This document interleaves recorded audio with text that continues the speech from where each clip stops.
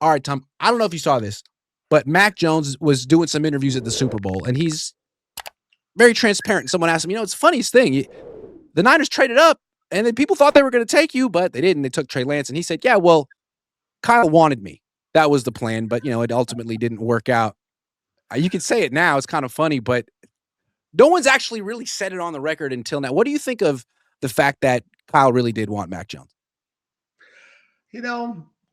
That 2020 hindsight, that I'm sorry, Kyle, that ship sailed. No one cares about what you thought about then. What are you going to do now? And what are you going to do going forward that's going to make a difference? I mean, come on, let's get your car turned around, get out of that roundabout that you're driving in the last decade, and find a new spur in the highway to take that will lead you to a Super Bowl and to a win. Okay. It's a new day, a new age. Turn the page. Don't be Xeroxing off your same playbook. Give us something new.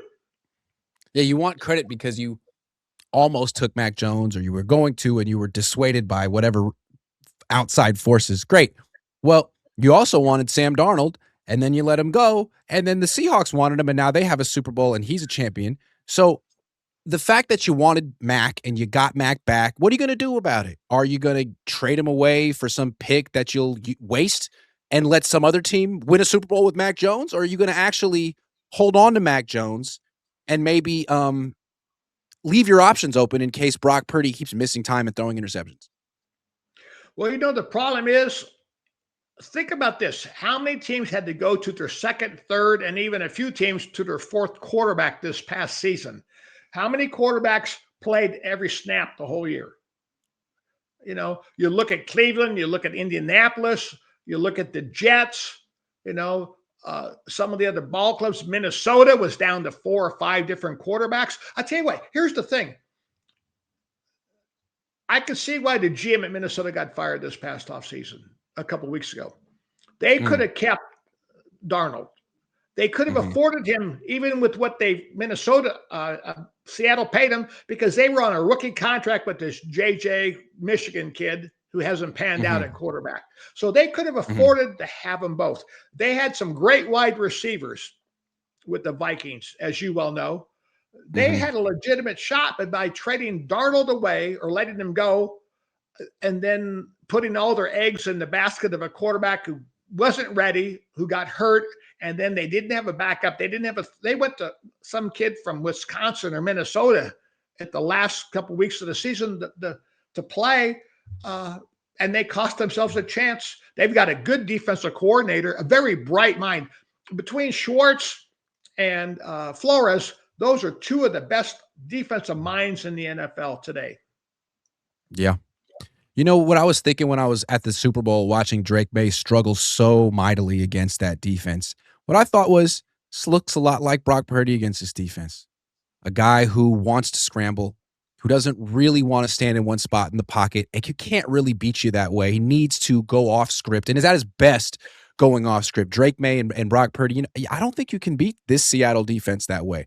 I don't know if Mac Jones could beat him, but Mac Jones is the complete opposite style of quarterback. He's not trying to go off script. He wants to stay in that one spot and execute the offense, and I think that's what Seattle forces you to do. And it would be interesting to see the 49ers play against Seattle with Mac Jones at quarterback. I'd like to see it. Sorry, I'm not trying to start a quarterback controversy, or am I?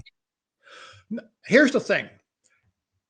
If I'm going against Seattle, even though we like to get the ball down the field vertically, with that umbrella defense that they run with the secondary pile so deep, I'm going to throw the ball underneath, sometimes quickly, and I'm going to say, I've got speed. Well, now let's run after the catch. But I'm going to get them the ball quickly, and then I still have the secondary backpedaling. The corners are soft. The safeties are at 12 to 15 yards deep. Now I'm going to force the linebackers to be able to make the tackles in space. And I'm going to have to play the 5 and 6 yard catch and run concept with Seattle and matriculate the ball down the field until I get a shot. And then it's not going to be on a substitution defense, because now I'm bringing in more bodies defensively from Seattle. They can show me more combo coverages and everything. But I've got to be able to operate a little bit with some hand signals and some things at the line of scrimmage to be able to take my shot vertically if I get a go to a double cadence, a dummy cadence, be able to make Seattle show what they're going to do, and then give a hand signal to a receiver. Hey, here's this. Forget the pattern I called for you, or everyone else is going to do this.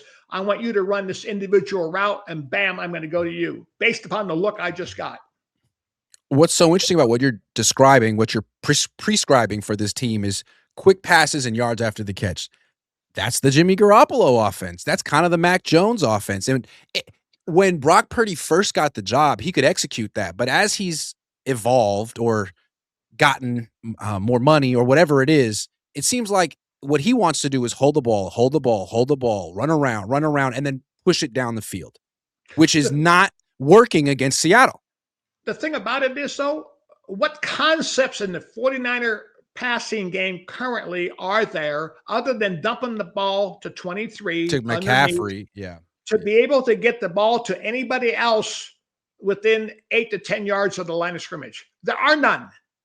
See, so therefore, Brock's holding the ball, waiting for these guys who are running with their combat boots to jog down the field to get to a depth where, and by then the pass rush has collapsed the pocket. Right. Because they don't have the, you go back and look at the 49er games, how many times are the guards and center, either 1, 2, or even all three of them being walked back to the Purdy's face? Yeah. Mac Jones gets the ball out. He'll throw it. He'll say, screw it. The protection's fading. I don't have a guy with him. Bam. I'm going to get the ball out. I'm going to avoid the sack. I'll take the 3, the 4, the 5-yard gain. Go back to the huddle, call another play. I'm not going to hold the ball back there forever and then have to run around. See, Mahomes found that out several years ago against Tampa Bay in the Super Bowl when they had 2 wounded tackles, backups playing instead. And he was running for more than 400 yards behind the line of scrimmage in the Super Bowl against Tampa Bay, and they lost. During the Seahawks game a couple of weeks ago, the Niners, how many yards behind the line of scrimmage did Purdy have to run to try to buy time to be able to throw the ball? You can't do that. Get the ball out of his hands. You got to have some underneath concepts in your passing game. You can't all be like John Gruden and have 200 passes less than 5 yards from the line of scrimmage, but you've got to have a mixture, put it this way. You need to have a mixture. I've got to be able to throw the ball with a 3-step drop or a 1-step drop or a fast 5. I can't always have everything be a 7-step drop. We learned that the hard way for years at the Raiders because we used to throw the 9 route off of a 7-step drop in the old days. Nowadays, you can't hold the ball for a 7-step drop on a 9 route. The ball's got to be gone long before that because you're going to be on the ground as a quarterback with a sack. Yeah, they need a yak guy, and McCaffrey's not that guy anymore. Ricky isn't that guy. Kittle's hurt, probably isn't that guy anymore. Jawan's leaving and wasn't that. And it's not Debo. Debo's not the answer. So, Kyle, you got to, not only do you have to improve the interior offensive line, but you have to find the next Debo, the next yak guy. Otherwise, you're not going to beat Seattle. And they've got to have some speed in their offense. Yeah. There's no question about it. Kittle's coming back off of the Achilles injury. McCaffrey's another year older, and he's still got, that I won't say an Achilles issue, but, a lower leg issue. Besides all of the hits that he's taken over the years, his body's getting worn down. He's got it's like a punching bag. He's been hit so many times. It's losing its elasticity and its explosiveness. And they don't have any legitimate speed with a healthy, I'll say healthy, wide receiver. I can't count Ricky Pearsall as a healthy wide receiver because the guy hasn't been out there on the field enough to be able to say, I can see him as a dependable player. And I don't see Ricky Pearsall and dependable. Those two, that doesn't fit right now. He has yet to prove that he's dependable. Yeah, I don't know that the Niners could give him 120, 30 targets the way that the Seahawks just gave JSN and have him hold up. He was pretty good the first few weeks of the season, but it was 3 weeks, and he didn't score a touchdown.